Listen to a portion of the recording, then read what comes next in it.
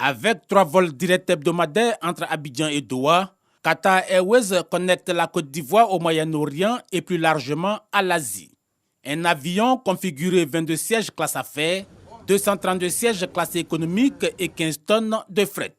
Une ouverture pour le rayonnement diplomatique de la Côte d'Ivoire. C'est pour nous une excellente chose pour notre image en tant que pays, l'image de l'aéroport d'Abidjan, du transport à Abidjan et de cette confiance dans l'économie et dans les autorités ivoiriennes. Également grand bénéficiaire de cette ligne aérienne Abidjan-Doha, les opérateurs économiques qui espèrent développer de nouvelles opportunités, notamment dans les domaines du tourisme.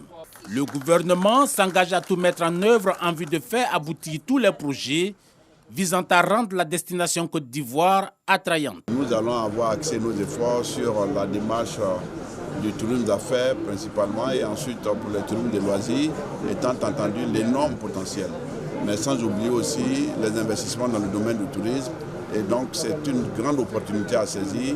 Pour faire du transport aérien un véritable levier de développement, la Côte d'Ivoire prévoit de nouveaux investissements en infrastructure sur la plateforme de l'aéroport Félix Houphouët-Boigny d'Abidjan-Port-Boué. Nous allons commencer bientôt les travaux d'extension de l'aéroport d'Abidjan, de sorte que Abidjan constitue un hub où il y a de la place encore pour tout le monde.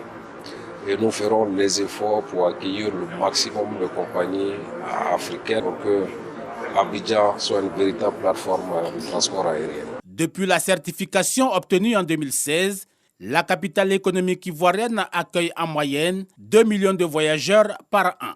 La pandémie mondiale de 2020 n'a que peu bousculé cette dynamique.